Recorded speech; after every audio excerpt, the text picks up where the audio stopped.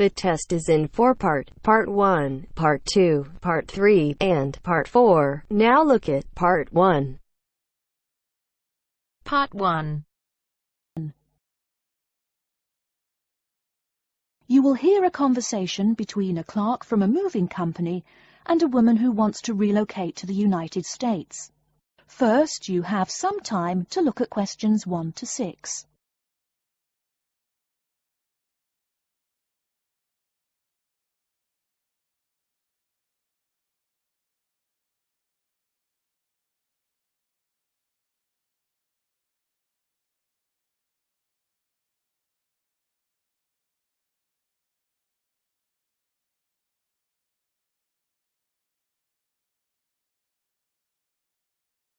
Listen carefully and answer questions 1 to 6. Good morning, ma'am, and welcome to Australia's Moving Experience. How can I help you? Well, I hope you can help me. I'm so up in the air right now. Just calm down now. Let me guess. You're moving and it has you a little confused. That's it exactly. You see, I'm relocating to the United States next month, and I'm having a hard time getting organised. Here, fill out your name and address and let me ask you a few questions. Oh, what should I call you? My name is Jane Bond. OK, Jane, first of all, what's your work phone number? In case I have any questions about things. My work phone is 9463 550. But please try not to call me too often there. My boss hates personal calls. So does mine, ma'am. So does mine. And what address should we ship your things to? My new company is letting me stay temporarily at 509 Clark House. That's C-L-A-R-K, 1137 University Drive in Seattle. Seattle? Beautiful city, I hear. Mountains right beside the ocean almost. Cooler than Australia, too. OK, and when should we come pack your things? I guess that would be on Monday, March 11th. Do you want any help with an after-packing clean-up? We do that for a small additional charge. Yes, that would be helpful. I promised the landlord I'd give her the keys back by 5 p.m. on Thursday the 14th. Great. We'll just schedule the clean-up for that day. That way, the place will smell clean and there'll be no dust. Well, you do think of everything. Oh, how much is this going to cost? Here is a list of our basic prices. Oh dear, this seems rather expensive. Yes, ma'am, but you're paying for the best. We're careful and we're fast. Like we say, the only thing we break are speed records getting you moved. Well, maybe that's so. Oh, I nearly forgot to tell you. I don't want my furniture shipped with me. I won't be looking for an apartment till after I arrive in America. Would it be possible to put my furniture in storage here for a month, then have it sent along later? Of course, we do that all the time. A couple of other things. Here at A Moving Experience, we try to pack your things logically. We don't just throw stuff in boxes. Before you hear the rest of the conversation, you have some time to look at questions 7 to 10.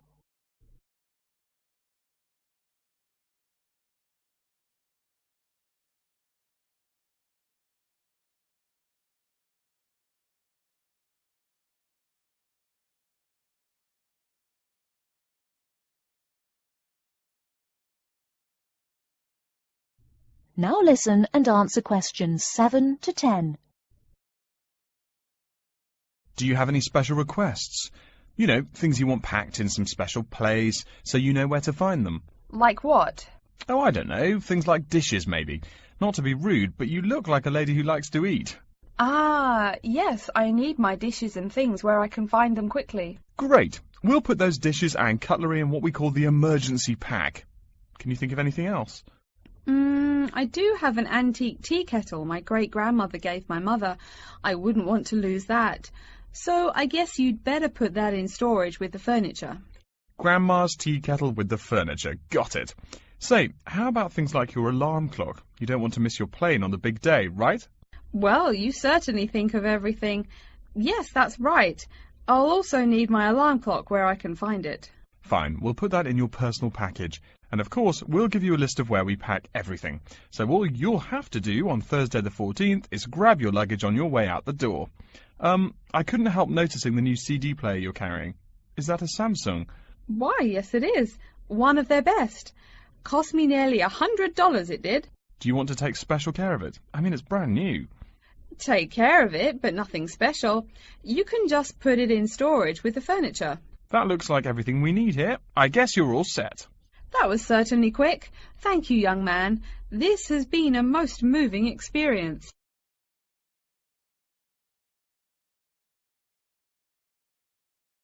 That is the end of part 1. You now have half a minute to check your answers.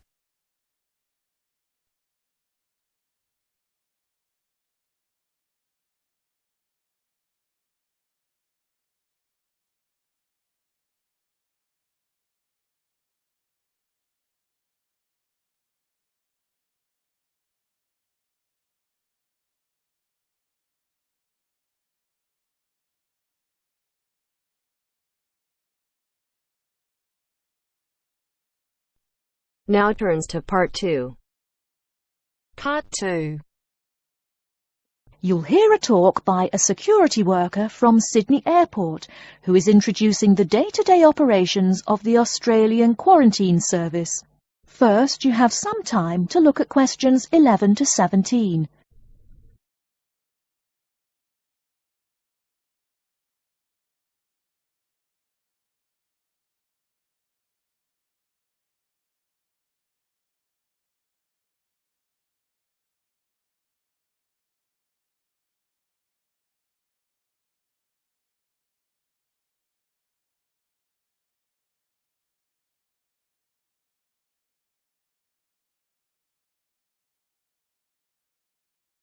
Now, listen carefully and answer questions 11 to 17. Hi everyone and welcome to Sydney Airport. Today I'll be giving you the inside information on the day-to-day operations of the Australian Quarantine Service here. We hope to provide you with a better understanding of why such heavy security regulations are necessary by educating you on how we operate and why we do the things we do. We're not here to try to persuade you to fly through Sydney Airport, though we hope you'll find your experience relatively stress-free and comfortable. First things first, our personnel. Can anyone guess how many people work at Sydney Airport? We have 200 alone working in Terminal 2, so can you guess how many in the whole airport? I heard someone say 360. That's getting closer. What? Did someone say 2,000? That's way too high. Sydney Airport actually employs 440 people. A lot, right? And about half of those employees work in security-related matters. Moving on to our not-so-human employees, let's come and see our favourite pooch, Milton. Milton is our best drug-sniffing dog on the force. He's friendly to most people. You can even come pet him at the end of our tour. Burnouts, beware though. He'll find everything. Notice that even though there are so many of us around him, Milton stays quite calm. This is the precise reason he was chosen for the job. Dogs that are chosen are not predisposed to sniff out different narcotics. That's something we teach them already. So here's a part of the airport most people never notice, the cargo transport terminal. This is where packages are shipped to and from. Normally, we ship around 4,400 packages per month. In this airport alone, over 52,000 packages were shipped in and out over the past year. We ship to and from 170 different countries. Not bad, eh? Probably it will go up to over 72,000 packages this year. And despite over 100 flights in and out of here daily, the number of lost or delayed packages is impressively low. If you send your package through here, rest assured we'll get it where it's going. Let's move on to the area most of us are familiar with, the passenger terminals. In order to be allowed into this area, you must pass through security with your ticket and, if you're travelling internationally, your passport. If you're travelling domestically, you just need a legal form of ID. If you don't have those, you will not be allowed to pass through security and board your flight. During the security scan, your carry-on items will be checked for dangerous items such as weapons, sharp objects, and liquids that exceed our specified limit. If you attempt to pass any of the prohibited items on this list posted at the entrance, you are still allowed to board the plane, but you'll be given a warning and your item will be confiscated. Don't worry, we will not arrest you for having too much shampoo in your bag or anything like that. We also search your carry-ons and parcels for any perishable items. We prohibit the transportation of local vegetation and prohibit parcels containing any insects in them. You may or may not have learnt about this in biology class, but when some plants are introduced to a new environment, they spread wildly and wipe out the current species around it. It is important to control the introduction of new plants into an ecosystem, so we must prohibit the transport of any fertile seeds. So what happens to parcels containing possibly suspicious items? It's of course something we do not take lightly here. If an object passes through the scanner that appears suspicious in any way, it is separated out for manual search by a member of our trained security personnel. If an illegal plant or simple sharp object like a pocket knife is found, it is simply disposed of in our biohazard waste containers, and the package itself is returned to the sender, or passenger if it is for a passenger flight. More serious weapons are reported to higher authorities for investigation. Before you hear the rest of the talk, you have some time to look at questions 18 to 20.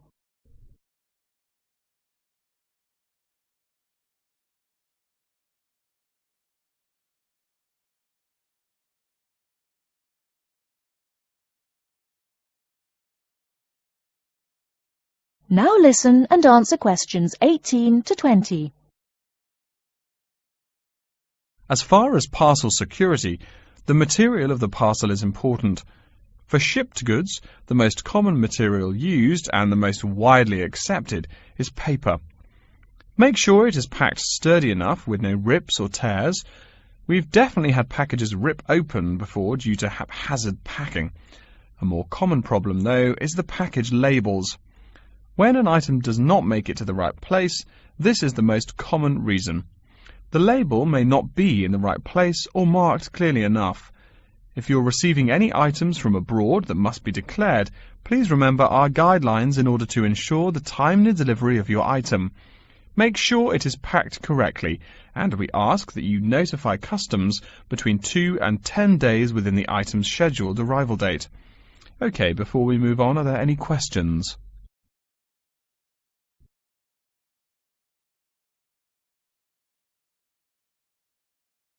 That is the end of part 2. You now have half a minute to check your answers.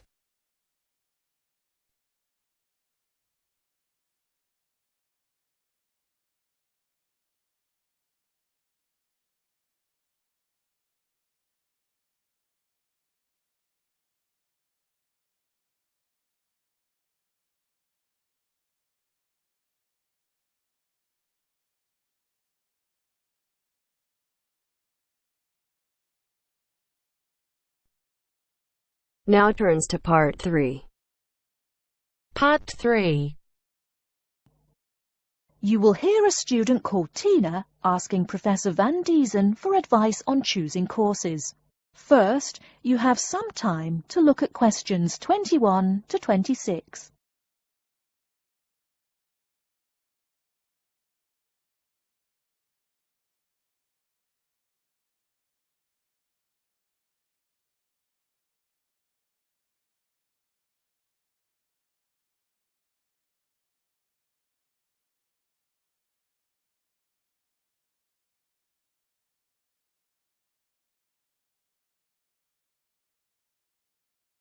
Now listen carefully and answer questions 21 to 26.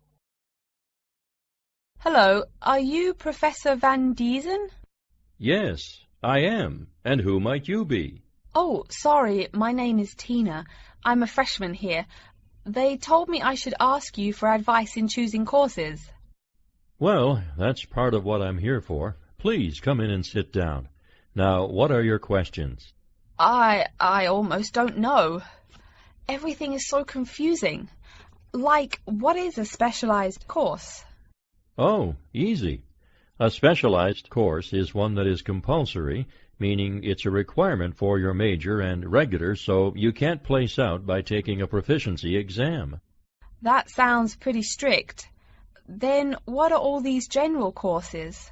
I seem to have to take so many. Nothing to be alarmed over.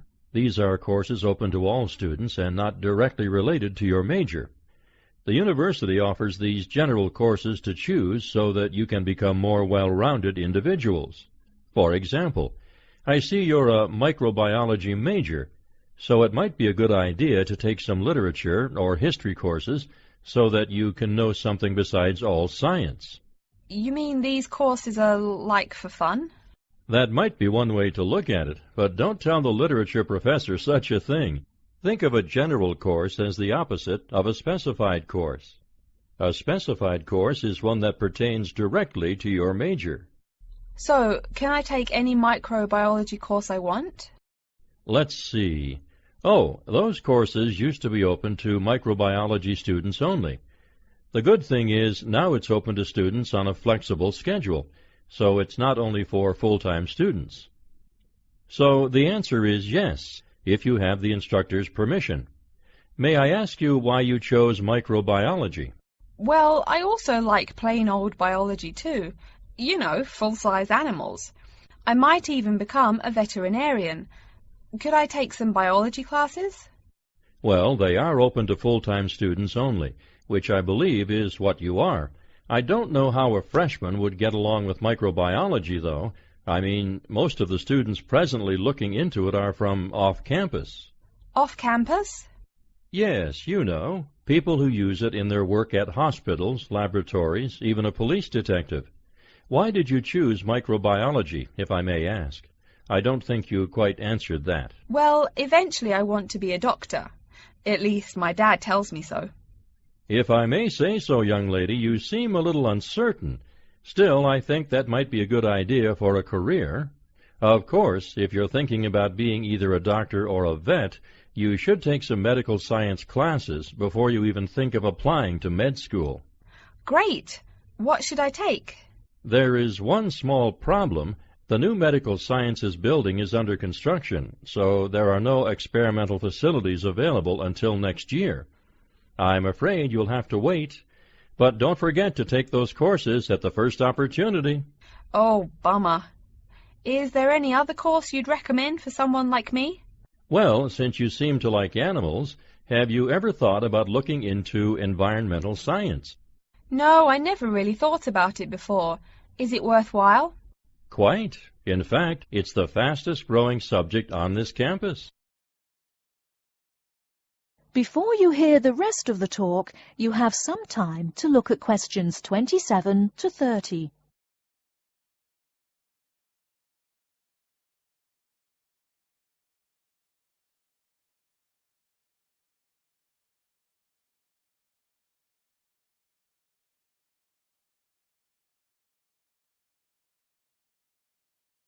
Now listen and answer questions 27 to 30. I'm sorry, I couldn't help noticing the long list of classes you've written out there. May I have a look? Oh, sure.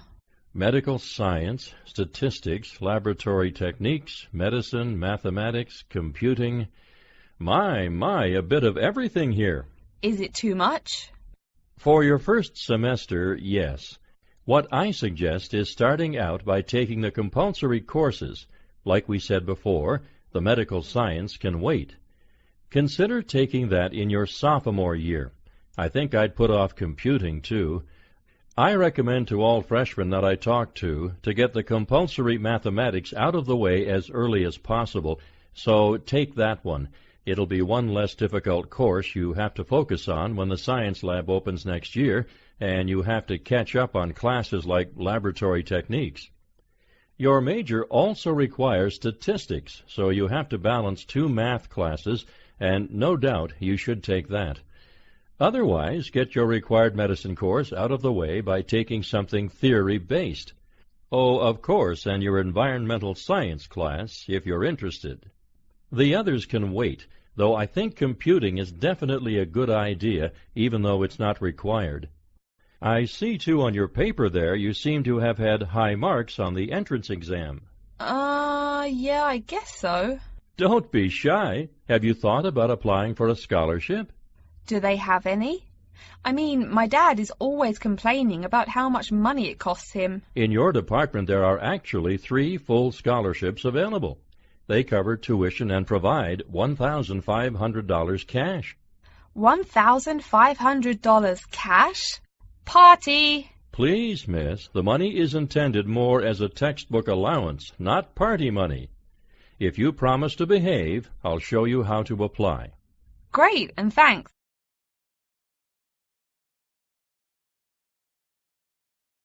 That is the end of part 3. You now have half a minute to check your answers.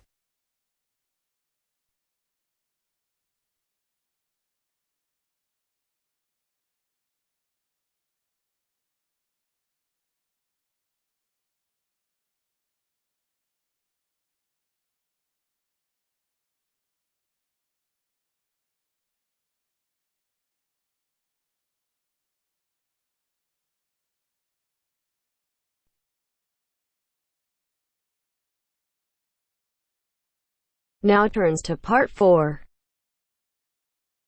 Part 4.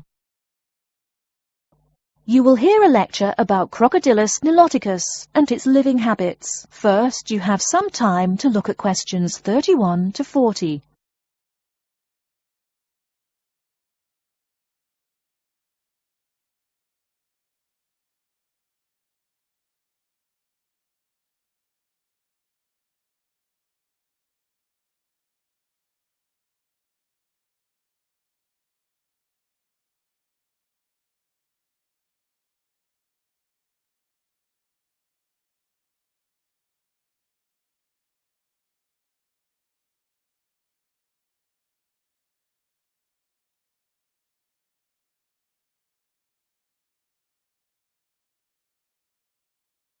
Now, listen carefully and answer questions 31 to 40.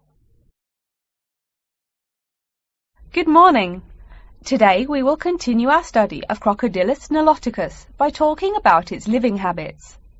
We've already discussed the evolutionary attributes that set it apart from its crocodile relatives. Does everyone remember that? Yes, it has an extremely narrow snout and 3 or 4 rows of protective scales on its back, as compared to 2 rows on other members of the Crocodilus genus. Let's take a look at how these carnivorous man-eaters live, where they live, and finally, whether they really deserve their vicious reputation. To start, I'd like to address a great question posed to me by a student during yesterday's office hours. We talked about the distribution of crocodiles in Africa and saw that they are highly concentrated in the south and west of the continent. This student noticed that on the map displaying the distribution of crocodiles across Africa, there were no crocodiles in the northern region, and found no mention in the literature of the existence of crocodiles in the north of Africa. Why might there be no crocodiles in North Africa? Let's save this question for later in the lecture. To find out more about the social habits of the African crocodile, one researcher named Tara Shine of the University of Ulster in Northern Ireland conducted a survey of the wetlands in Mauritania and received reports of 46 crocodiles living in one group, or float as we say when referring to crocodiles, though the usual number is a little less than half of that. In general, crocodiles are more highly concentrated in wet subtropical environments, near bodies of water and rich vegetation. While South American crocodiles thrive in cool rainforests, the African crocodile is more equipped for heat. Though they can survive at the hot temperatures found in some deserts, they are not equipped to handle dry climates, and thus cannot survive in places like the Sahara Desert of North Africa. As cold-blooded animals, crocodiles' core temperatures fluctuate from their average of 38 degrees Celsius as external conditions change. Thus, they need to avoid extreme temperatures. Others live an underwater life, keeping a body temperature close to that of the water. As their own unique method of regulating their body temperatures, some African crocodiles have made dens by digging holes in the ground to provide themselves with a cool, dark place to retreat from the hot African sun. Speaking of the hot African sun, let's go back to the question asked at the beginning of the lecture. We know that there used to be crocodiles in northern Africa, yet today there are none. What are some possible explanations for this? Some students have suggested that the African crocodile has evolved from a desert creature into a wetland creature, thus causing them to migrate south for more appropriate conditions. Others presume that the crocodile was hunted out of northern Africa by a fiercer predator. While these are intelligent guesses, the real story is a little bit different.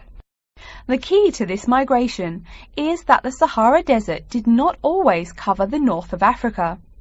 About 8,000 years ago, the land was fertile wetlands, perfect for breeding crocodiles. Over time, though, the area dried out and the wetland slowly turned to desert, leading the African crocodile to migrate south to the marshlands they call home today.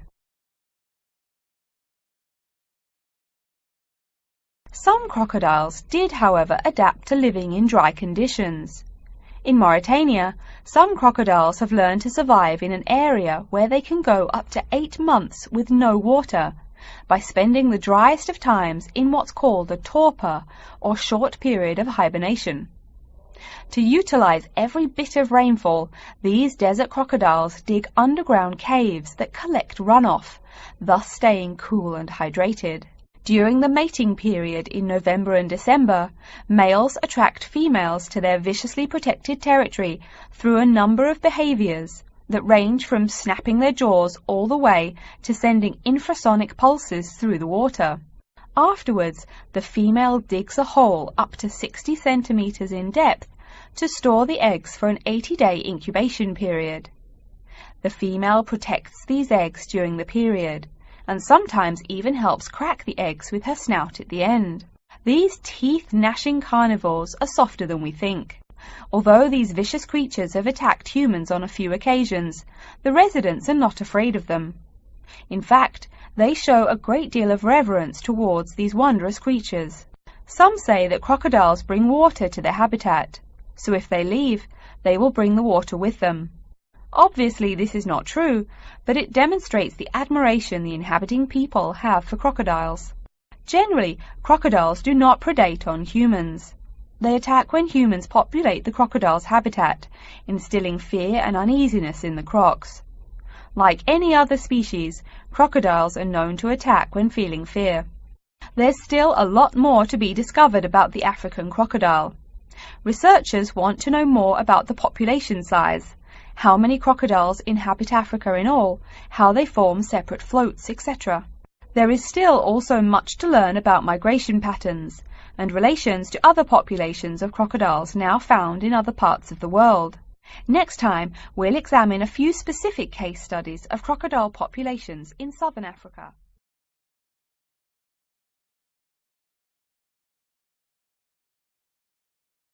That is the end of part 4. You now have half a minute to check your answers.